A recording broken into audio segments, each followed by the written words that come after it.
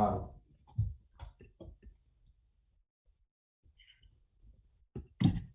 we good to go? Yes. Amazing. So thank you so much, everyone, for being here today, and welcome to our Space Talks. My name is Annie Frischie, and I'm representing Harbor Space University. So what we do at these Space Talks is we host our industry leaders who are experts in their fields and utilize their knowledge in their everyday practice. And what they do is they then come to Harbor Space and teach that knowledge directly to our students. So during this talk, we have Ann Hiatt, and if any questions come about, you can type in your questions in our chat box in the right-hand side. So further ado, why you guys are all here, I introduce you to Ann Hiatt, leadership strategist and author of Bet on Yourself, where you can already pre-order her book today. Ann, I will give over the floor to you. Thank you so much. It's really fun to be back and connected with Harbor Space. I've only been home for a week now after teaching my course, and I already miss it. It's a really great experience. So hopefully I've got a couple of my students here. So don't worry, even though they've heard 1 million of my stories of my career, there's going to be some new ones in here. So if my students are tuning in, there'll be some fresh content. But a lot of what I'm about to present here is just a tip of the iceberg, some of the principles that were a core focus of the course that I taught at Harbor Space. That had been titled Secrets of Silicon Valley. And I really enjoyed teaching that. The title is so grand, but really, I think my students walked away realizing that the secrets are really in the foundational work of what we do. And a lot of it is attainable for anybody. Whether you're a student just inventing your future, if you're mid-career wanting to level up, or those who have started their side hustles and are now startup founders, the principles of success really are the same, regardless of your level or your industry or your seniority in your chosen career track. So for this talk, I'm going to be introducing some of those best practices. And I have titled this one, Future-Proof Your Career, because this is one of the most commonly asked questions I receive. People want to know, what should they be studying? What companies should they work for? What industry should they focus on?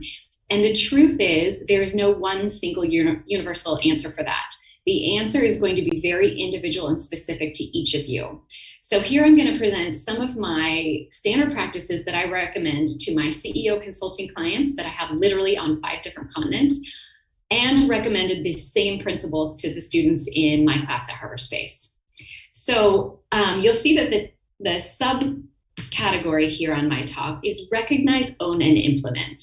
So this is my version of the ROI for your career. Now the standard definition of ROI does apply, return on investment, but this is a core principle that I have as the skeleton in my book, Bet on Yourself, where you can recognize, own, and implement breakthrough career opportunities for yourself.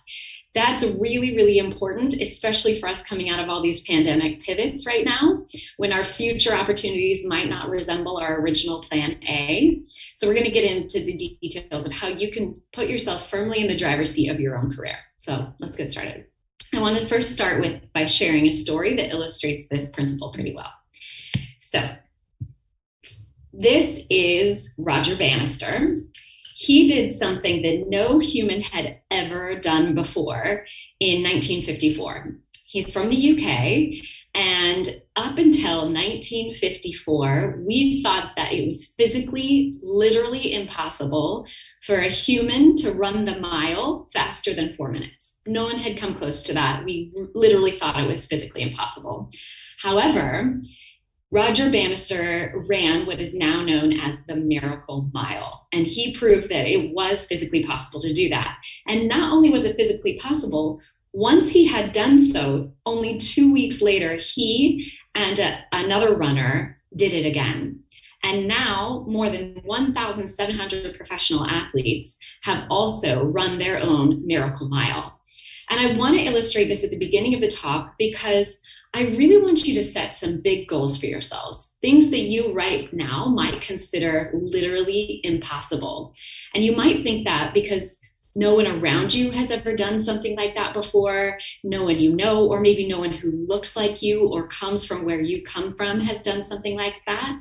I want you to realize that that's a mindset issue. That isn't just literal limitations that we should take as truths. I want you to challenge some of your thinkings about what you think is possible.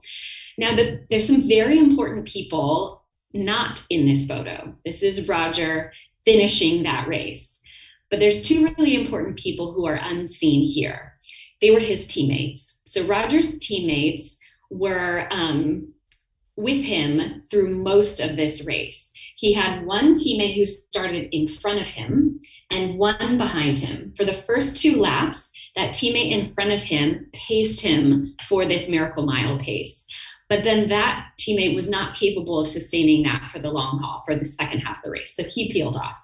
And that's when the teammate from behind Roger came to the front and paced him for that 3rd lap. And then that teammate was not capable of running even any farther and peeled off. And for the final lap of that race, Roger had to run that alone. And I think that's a great analogy in our careers as well, because the teams and the environments we find ourselves are one of the biggest predictors of our future opportunities and successes. So I want to talk about how we identify the right teams that will empower us to do things that we literally might think are impossible today when we get started. So I want to go through the ROI framework. So ROI is for recognize, own, and implement. Now, when I say recognize is really about creating a definition for yourself. This is individual, about where you want to go and what you want to accomplish. This is kind of your traditional business model if you're thinking of creating a startup, or this is your definition for success in your life, which honestly I think is more important. So really creating a roadmap for yourself of what you want to contribute and specialize in. The second O is for own, and this is really about reinvesting in your skills and reinventing yourself across your career. It is not future-proof if you just do one thing and you stay in that lane and you get in your comfort zone, because then you're at risk of being disrupted, which is, for me right now with the pandemic, I can consistently see that those who have reinvested in themselves are able to disrupt themselves and be ahead of the curve rather than those who were disrupted. So we'll get into some more details of how you can really own your career.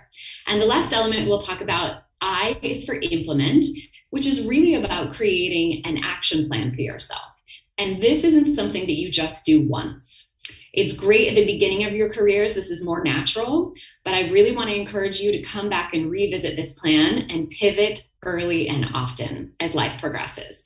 This is how you up-level your skills, get identified as a leader, and get recognized for new opportunities. So let's dive into a couple of examples. So my students will recognize several of the principles on this screen because we did each of these exercises in depth in class. But I really want to highlight these for those who weren't in my class. The first is in your recognize stage is setting a roadmap for yourself of what you want to do in your career. This is about your individual mission as a person and as a member of society. And second, your vision plan. And this for me really comes down to identifying what you value most in life. And this vision plan is the number one way you're going to avoid burnout. Because a lot of the big goals that you're setting for yourself right now are going to take a lot of work and effort and consistent, really keeping that grueling, exhausting pace. But when we're value aligned, when we're contributing to something that's so meaningful that it pulls us rather than us having to push it, that value exchange, that energy exchange is really different. And this is by having a very clear value statement. That's how you energize yourself for the long haul, even when you're working super, super hard and maybe not having something that resembles work-life balance, more like work-life integration, I've found to be a sweet spot.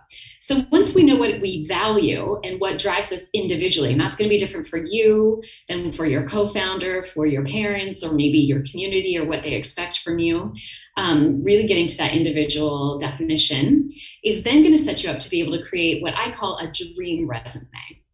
Now, a dream resume is not a list of titles you want to have or companies you want to work for. It's actually a list of experiences that you want to have. So what do you want to learn? What types of projects do you want to work on? What do you want to launch into the world? And who do you want to walk that path with? Because as we go back to that example of Roger Bannister running the Miracle Mile, his teammates were essential in him being able to accomplish that goal. He could not have done that alone. So equally important part of your dream resume is who you want to run this life with. Who is going to pace you and push you and challenge you and support you in all the really necessary ways. And the last one is about regret minimization. Now, my very first dog, my puppy, has just opened the door, so he's joining us. This lesson I learned from Jeff Bezos. So my very first job out of undergraduate was working for Jeff Bezos at the foundation of the internet and the foundational years of Amazon. So I joined Amazon in 2002, and this was the first of 3 crises that I have gone through in my career. So the first one was the dot-com bust. I was finishing university in 2002. The dot-com bust had just happened a year and a half before. I grew up in Seattle, Washington, which is a very tech-heavy economy. And so all the jobs and all the opportunities, it felt like disappeared overnight. Literally trillions of dollars of investments had gone up in smoke. And I had to decide that even though my plan A was no longer available to me, that plan B might be even better. So I applied to work in tech, even though I had not anticipated doing that. And I got to sit literally in the closest desk to Jeff Bezos in the entire company. And that year, Amazon doubled the number of employees that we had, and we did some really amazing things. And in that year, it's impossible to summarize 3 years worth of learning from Jeff Bezos into a single statement. But this is the one I probably carry with me the most and think about most often. I highly recommend you Google Jeff Bezos regret minimization. You can watch some great media interviews with him where he explains this in full detail. But just to tease the concept, he said, I knew that when I was 80, I was not going to regret having tried this. I was not going to regret trying to participate in this thing called the internet that I thought was going to be a really big deal. I knew that if I failed, I wouldn't regret that. But I knew the one thing I might regret is not having ever tried. Now, a big part of this story that isn't often told was Jeff had an amazing job before he founded Amazon. He was extremely successful as a hedge fund manager. He worked at D.E. Shaw in New York. He made a lot of money. His life was very, very comfortable. He was the 3rd VP ever in the company's history and the youngest by far to do so. There was no reason, no outside reason for Jeff to disrupt himself. But this regret minimization principle is why he took that risk on himself. And a pattern that I try and follow today. Don't let myself get comfortable get so comfortable that creates complacency when I don't take a risk that really resonates with something that's important to me, and not being afraid of failure. If I fail at something, I know I will have value taking a big bet on myself and for everything that I'll have learned in the process. So working for Jeff literally changed my life, and we could talk for hours and hours and weeks and weeks. I would never get to the bottom of the stories of what I learned from him, but I think if I had to pick a number one, this would be it. So the next step in our ROI is about owning it. Owning this plan that you've invested your time and energy into developing, really focusing your life, your time, and your talents on what you value most and what you want to be part of your living legacy. So again, this is about reinvesting in and reinventing yourself consistently over your career. So this is about having your own regret minimization principle and knowing when to take some risks. And this is a little bit of what I call engineering serendipity. So engineering serendipity, which is also part of the implementation part of this plan. This is how, because you have such a clear vision of what you value and what you want to do in life, you can notice these moments in life where little opportunities that are just a hint of what you're really looking for. You're going to be able to identify those early and earlier than your peers or people around you. And that's really important when you want to be chosen. If you want to get into a disruptive startup, if you want to learn things really fast or identify trends or future-proof yourself from future disruption, knowing what you want and what you value most is going to help you do that. And you're going to want to set some expectations for yourself. You want to teach people around you how to think of you and how to treat you. And you do this by being the valued resource on the team, being memorable, being helpful, and always contributing. You're not the person who always comes with problems. You're the one with proposed solutions. You don't have to know all the right answers. You just have to be part of getting the team to that right process. So that's how you teach people how to treat you and think of you. And promotability always comes from visibility. So you want to be really strategic about how you're showing up at work, what rooms you're finding yourself in, what peers you're surrounding yourself with, and being really careful with the managers that you choose. Making sure you're working for a manager that you not only like and enjoy, but that you want to become like. If I had to say anything that was like the biggest luck of my entire life, it was having worked for the leaders that I did. I know not a lot of people get to work for Jeff Bezos and Marissa Mayer and Eric Schmidt at Amazon and Google, especially the foundation of both those companies. But more importantly than that is the type of leaders those three CEO managers were for me. They were people who invested heavily in their teams, allowed them to take risks, created psychological safety, and demanded that we were constantly outside our comfort zones. So a great example of this is when I was working for Eric Schmidt. I started with him at Google while he was still CEO. And then after 3 years, he became executive chairman. And Eric has a plaque on his desk at Google, or he did, he's not there anymore.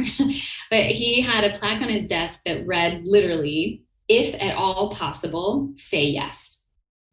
Now, if at all possible, say yes is not about burning yourself out, overloading your schedule, saying yes to too many things. In fact, it's very much the opposite of that. It's about saying yes to things that are outside your expertise, getting yourself into conversations where you are not the expert, which for Eric Schmidt is a very big challenge because he knows everything about everything, and really entering rooms that challenge your thinking and introduce a new way of thinking or viewing the world. And so when I first started working for Eric, he was a certified jet pilot. When he became CEO, he quickly realized that a big part of being CEO pre-pandemic was living on an airplane. So he decided if he was going to live his life on an airplane, he wanted to do the fun part, which was fly it. So he became a fully certified commercial jet pilot, and everything from 757s down to smaller private jets, the Gulfstream 650, for example. And I think that's just, he does for a hobby what other people do for a living. Now, one, he can do that because he's exceptionally smart. He can, in his pastime, do things that take people their entire careers to build those skills. But that kind of insatiable curiosity was something that he modeled from the very beginning. This is a consistent thing I saw from Jeff Bezos. Every morning he came into the office with 3 newspapers under his arm: the Seattle Times, the Wall Street Journal, and the New York Times. And he had read them cover to cover. So I started doing the same. I started giving myself self-imposed homework. I kept a big list in my notebook that first year of all the terms that I didn't understand and the people reference that I'd never heard of and this crazy terminology. I mean, if you walk into a tech company as a non-technical person, which I was, it sounds like they're speaking a foreign language. I literally couldn't understand like the subject matter or the tasks that were given to me because it was all in this secret language that I hadn't yet learned. So I started being insatiably curious, reading every briefing document, Googling. This is even before really Google was what it is now, but searching to understand all these things this expertise that I didn't have. And I think most importantly that was a habit that I kept across my career. Even today, I always have a notebook or a file on my phone where I'm keeping a list of things I want to learn more about because to expand my skill set. So this owning it is really about reinvesting and reinventing yourself consistently. Okay, so our last principle here is really about implementing. So again, this is about creating a purposeful action plan for yourself and then revisiting that frequently. So for this, again, we talked about conjuring up the serendipity, knowing what opportunities you want in your career so you notice them in their infancy when they cross your path, and making sure that you're not getting complacent.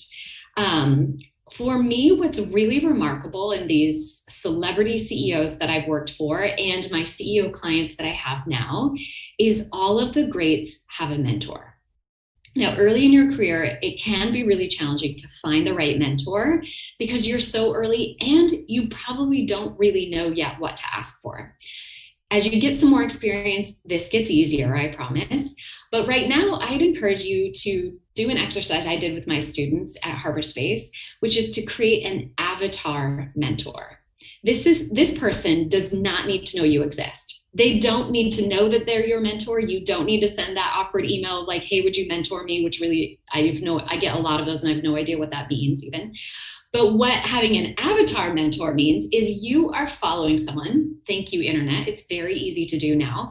You are following their career. So an avatar mentor is somebody 5 or 10 years ahead of you who's speaking on the stages you want to be on, running the companies that you want to be running, writing the books that you hope to be writing, publishing in journals, or being on the TV shows that you want to be on, whatever that is. Look for somebody who's in that place right now and then reverse engineer how they got there. What schools did they attend? What programs do they have? What certifications do they have? Where did they get their start in speaking or writing? Because I promise you it's not the glamorous ones that you're reading right now. Find out what those early publications were. See what they follow online. Who are they following on Twitter? What are they talking about? And that will help you put together your own playbook for how to qualify yourself to have that job title, that role, those qualifications in the future. Then, once you have a really good idea of where you want to go and how you think you could get there, that is when you take the next step and you have somebody who becomes your sponsor. Now, a sponsor is different from a mentor. A mentor is somebody several years ahead of you who's giving you generalized advice. A sponsor is somebody who's just 1 or 2 steps ahead of you on your journey, who can open a particular door for you that you cannot open yourself. Now, the reason why you don't want a sponsor who's 10 years ahead of you is because often they've forgotten how they got there.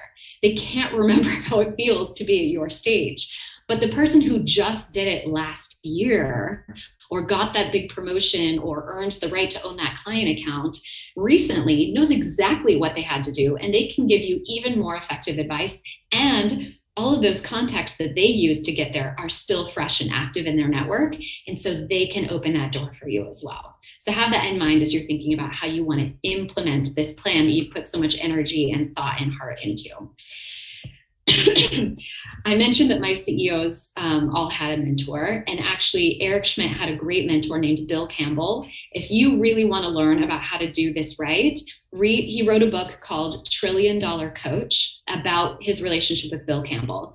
Bill Campbell was the mentor to Steve Jobs, Eric Schmidt, like Jeff Bezos, all the greats, all the major celebrity CEOs you're thinking of right now were mentored by Bill Campbell. There's a reason why all of these CEOs sought out a coach. Just like Olympic athletes, when you get to the top of your career or your skill set, the biggest danger is getting complacent, and you need someone who keeps you honest. I just obsessively watch the Olympics. Now, the Olympics is a great example of people who train exhaustively every day. This is when the spotlight's not on them. They're getting up at 4 a.m. They're training in the rain. They're recovering through serious injuries or setbacks, and they're doing that invisibly for microsecond improvements, microseconds. That is the kind of tenacity you need if your goals are going to be disruptive and innovative. And having a mentor who paces you, going back to our Miracle Mile analogy, somebody who can keep you on that grueling pace because they're running right next to you, is essential in the long haul of making sure that we have the right energy and goals, and we're keeping ourselves really honest, that we're not spending too much time in our comfort zone. There's a principle in economics called Pareto's principle, in which he proved that over every industry, every example you can think of, this holds true, and I encourage you to Google it, where he proves that 20% of efforts give 80% of the results. Pareto actually noticed this in his garden when he noticed that 20% of his pea plants were producing 80% of the peas he could harvest at the end of the season. And then he noticed it in everything, and so it became this core economic principle. I promise you right now that that is true with your energy and your efforts and where you're putting in your time.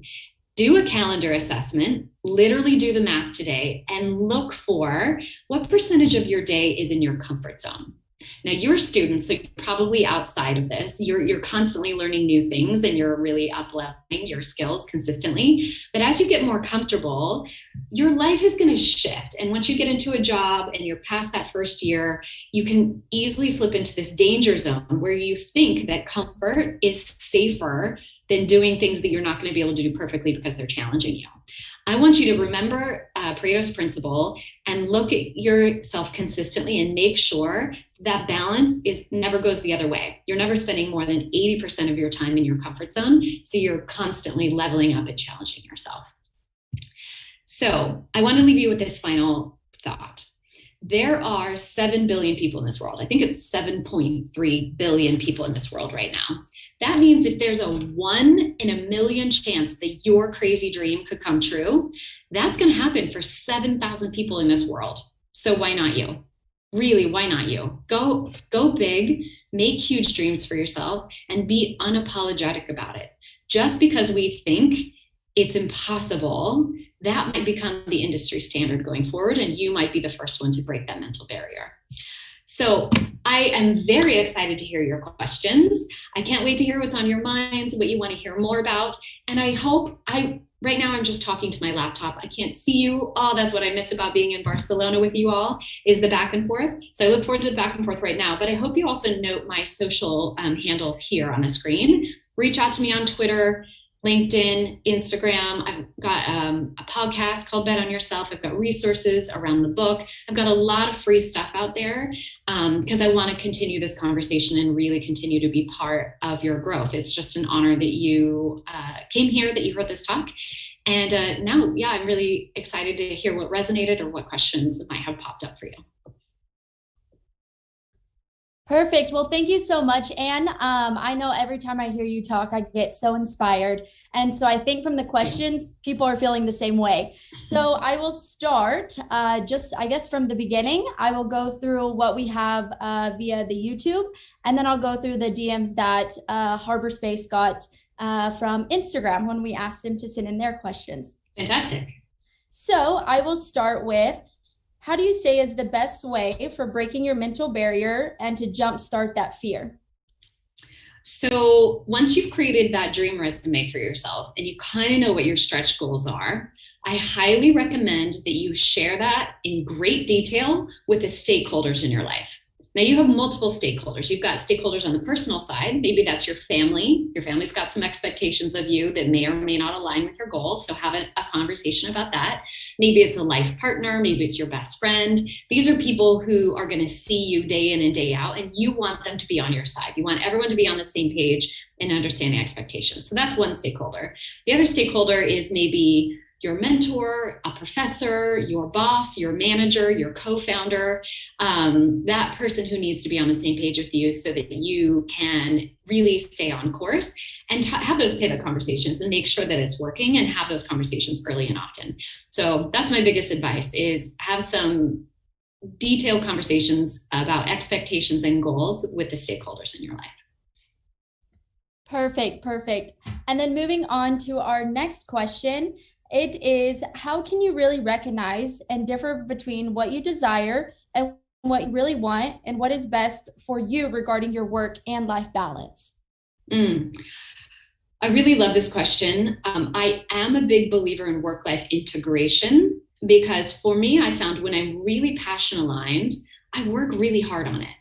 But the key here, I think this is what people misunderstand often, is it's very important not to burn out, because you are exceptionally talented. You are now value and mission aligned. But the way to avoid burnout is actually, I haven't found it correlated with the number of hours I work in a week. What I find it correlated with is how much of my time is aligned with the values of what I want to put into the world. When I'm purely value aligned, I can easily work 18 hours a day and jump out of bed in the morning because it's pulling me forward. I feel fulfilled. I feel invested in. This is when, even if you're not the founder, when you've got a boss who's giving you your assignments, this is how you can really make sure that your job is giving as much to you as you give to it. Keep both bars very, very high. When those things are out of balance, that can create burnout and misalignment. But for me, the number one indicator is how much of your time and energy is spent aligned with your values and mission. When those things are out of pace, like it doesn't matter if you're only working a few hours a day, you can still really burn yourself out. So it's all about value alignment. Wow, I think you answered like 3 questions in one. You're really just getting through them. Very Okay. efficient. Yeah. Okay, so the next question is, what is the best thing or experience you took from working with Jeff Bezos? Aside from the regret minimization principle, it's very related to this earlier question. So my second favorite example that I think about a lot, even to this day, like almost 20 years later, is the way that he hired his teams. Now, we didn't have time in this quick 20-minute talk to talk about my hiring process at Amazon. It was insane. But what he did was he was very, very thoughtful about the people he had to hold back. Or sorry, the people he wanted to hire. So when I was leaving Amazon after 3 years, I was going back to my plan A, which was to be a professor. I had never intended to work in tech, and I didn't intend to go back, but that's a whole nother story about how I moved from my PhD into Google. But when I was leaving Amazon to start my PhD program, we hired what felt like 1,000 people.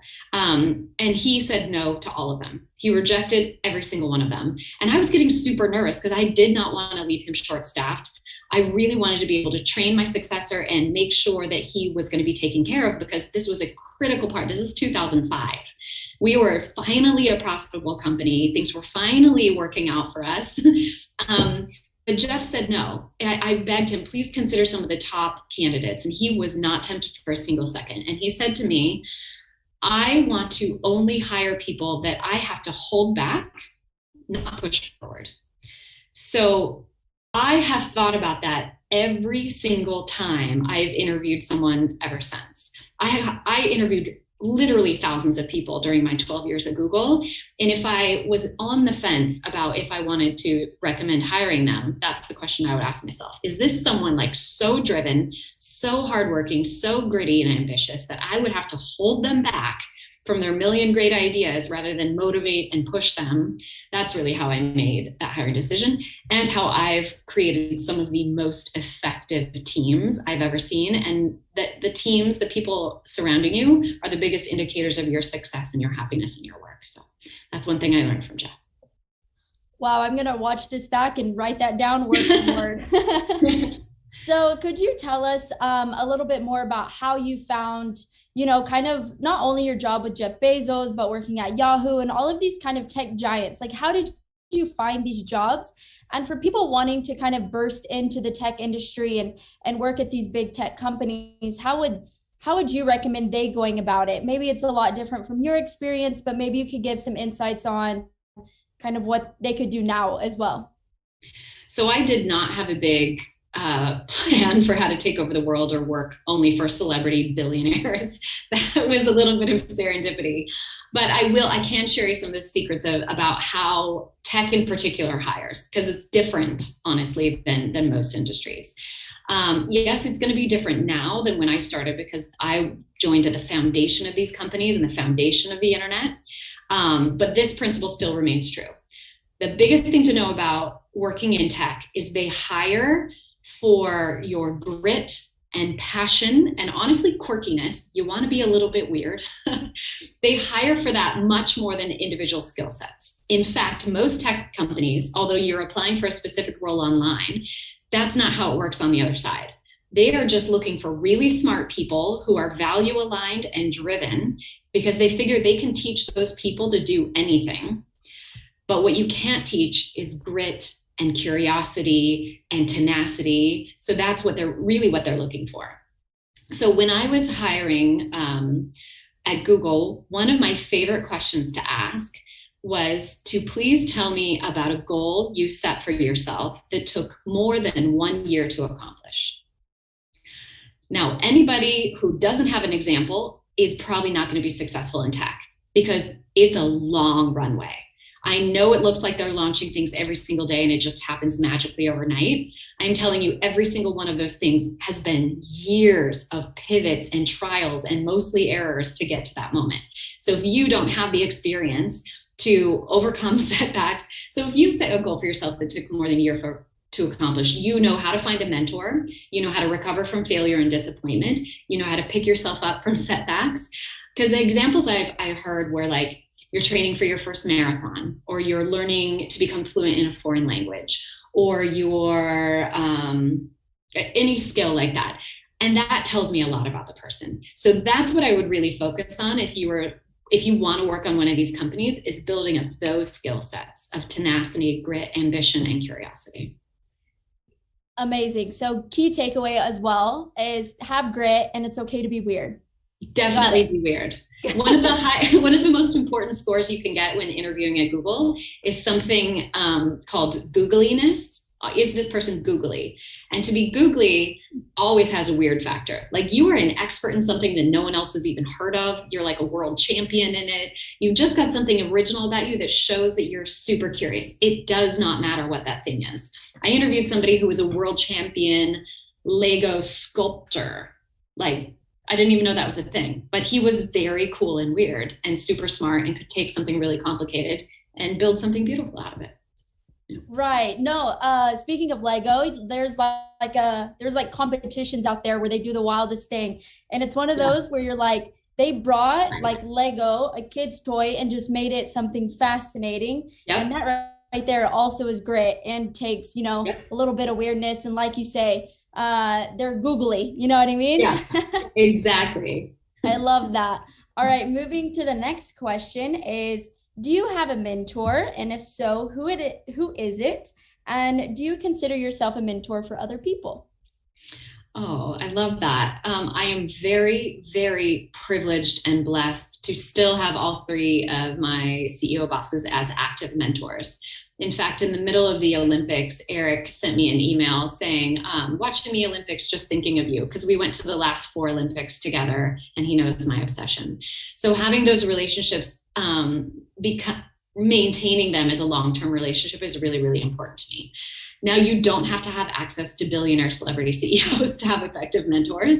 And so that goes back to what I really encourage you to do, is set up those avatar mentors, because they don't even have to know you exist to really, really affect and inspire and empower you in your life. So I really recommend starting there.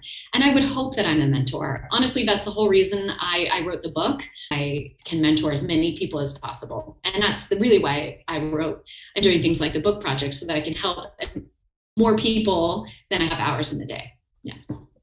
Amazing. And I will put, for everyone listening, I will put book details at the end of this talk into the chat so people can find it. And also for those, I can also put it in our tap link, which is the link in bio, in our Instagram as well. So you can go and pre-order her book, which I'm sure at the end of this, you'll talk more about.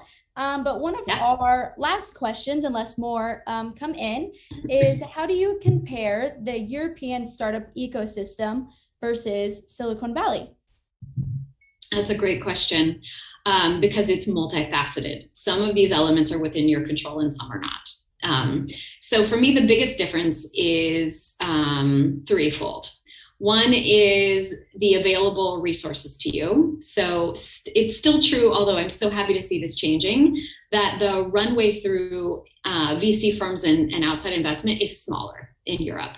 They like a lot of proof of concept first. In the States, you can get funding for a really good idea without the burden of as much proof of concept. In Europe, you really need to have that first. So it's a kind of a chicken and egg challenge for European startup founders, because in order to have proof of concept, you need funding, and to get funding, you need proof of concept. So that can be really challenging. The second thing is education. The future of tech really is in deep tech. So things like artificial intelligence really require PhD level experience. So if you're interested in being one of these disruptive technology companies, you're really going to want to heavily invest in your education, which you all are at HarborSpace.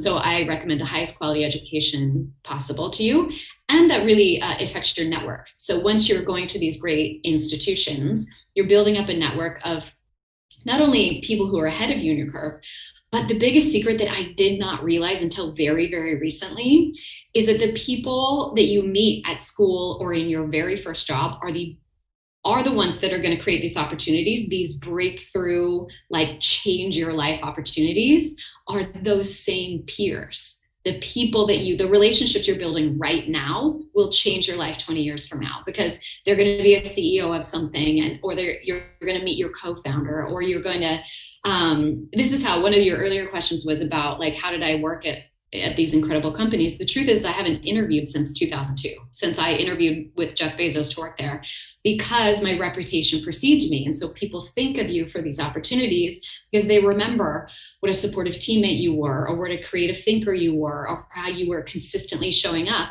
And they come to you with opportunities you didn't even know existed. So really cultivating those is a really important element. Right. I love that. So I think, kind of also out of curiosity, and when I heard your talk at the Sir Victor Hotel on a couple of Fridays ago, I know one of the questions were asked, and I think it would be kind of very unique because just love how you phrased it. One question was, what the three tech giants that you worked with, what do they all have in common? I think you kind of hit on it a little bit, but I think going more into depth, people could probably take those initiatives and start to use them today. So if you have any of those. I love that question because I think the answer surprises people.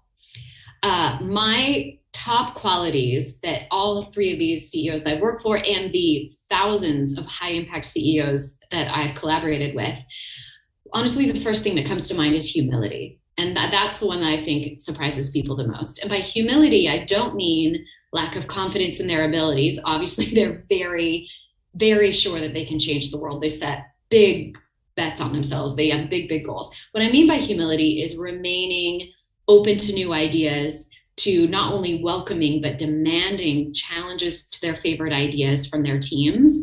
And they go so far as to, like, literally create entire roles of executives whose jobs it is to challenge their ideas, especially their favorite ones, poke holes in it, help them see around blind corners that are coming, and disrupt themselves. So that's the first. Second, which we've hinted on a bit already, is that curiosity factor.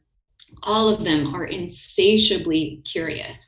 And I think it's hard to imagine until you've seen them in action exactly, like, the extent to which they do it. They will ask 100 questions after everyone else has got bored with it. Like, they just keep chasing, and they keep asking why and why and why and why. And that, I think, is a big differentiator. And third is, look, all of these people I work for do not need more money. Like, that is not a motivation for them anymore. That is not what gets them out of bed and makes them work 18-hour days. What really drives them is their passion alignment. They are so aligned with what they're contributing to the world, and it is a direct reflection of their values, that drives them to continue to innovate and work hard. I know it looks like they have it all figured out, but when they make a mistake, it still hurts. It still bothers them. It weighs heavily on them, especially since each mistake they make might affect billions of dollars or billions of people. But the reason they keep trying and experimenting, and why that energy exchange is still worth it to them, is because of the value alignment. So humility, curiosity, and passion alignment, I think, are the biggest common denominators. I love that. I'm going to write it down again right after this. Come back and take notes. So I think this would be the perfect time, as we don't have any more questions. Maybe just tell us a little bit about your book. I'm curious to know kind of the main takeaways, or kind of the free resources you have coming up to your book. Like, what does that look like? And yeah, where they can find you. And I can post the link right now as well. Thank you. I am really excited. So it comes out in a couple months, but as you mentioned, it's already available for pre-sale. Now, what I didn't know until I became a published author was that the pre-sale period is the most important of the sales periods for an author. So what happens is, for the full 6 months before my publication date, which in the States is October and in Europe it's November, is that all of those sales for the 6 months preceding publication day count as your first week sales. And your first week sales is what retailers like Amazon use to decide how many of your books they're going to buy, because that's a prediction of future demand. And all of the bestseller lists use that first week sales to get their attention, to decide who's going to make it on that list. So I have a lot of incentives for buying the book early. If you buy the book early, and then you go to my book website, which is betonyourselfbook.com, There you can just tell me, hey, I bought the book in pre-sale, here's my order number, and I will give you access to free resources. So here's the first one is you get access to early chapters of the book, so you don't have to wait for it to arrive on your doorstep on publication day. You can start reading it today. So we'll send you an early sneak peek chapters of the book today. And to me, what's really, really important is you get access to the videos and worksheets that I've written and created to accompany the book. So the book is a collection of very fun stories from the foundation of the internet and behind the scenes, like what it's like to sit in the desk closest to Jeff Bezos in the early 2000s, etc. So it's very narrative driven. You're going to hear a lot of cool stories and stories I have never shared before. But more important to me than that is fun and entertaining stories is that you can then translate those principles, those best practices into your life right now, no matter what career stage you're at or what goals you have for yourself. And that's why I wrote the workbook, which is very robust. It's like a full second book to help you take these patterns of greatness that you might think don't apply to you, because most of us don't think that the best practices of Jeff Bezos and Eric Schmidt would apply to us because we're just normal people. So the book is using my career as a case study to show how I observed these best practices and then translated that into my career for my own success as a normal person. And I want to show you how to do the exact same thing. So if you buy it in pre-sale, you also get that for free, which later, right now is only available to pre-sale customers. And in the future, I'll be charging money for it, but you get it for free. So this is, there's just so much stuff there that I want to give you. I've got little video that you can watch and that will remotivate you and answer some of your questions or remind you of stuff you wanted to take action on. Yeah, so I'm really, really excited. And it's a great community building place as well, where you can share some of your experiences, your best practice, answer questions for each other, and be with like-minded, ambitious people. Great, Anne. Well, thank you so much for being here. You've heard it here first. Go pre-order her book. Go listen to Bet Yourself podcast. Go and listen to her on Instagram and Twitter, because I know you're always giving updates about your book and like the worksheets and everything like this, the progress on it, and your story. And it's very inspiring. So I want to thank you so much for being here today. I know I learned a lot. I know the students and the faculty learned so much from you. And so I couldn't thank you enough. From Harbor Space to you, thank you so much. And audience that are listening, thank you so much for being here and taking the time. As you know, if you want to digest more information from Anne, you can get it from the book. So as of that, thank you. And yeah, we will see you later. Everyone have a good rest of their day. Thank you.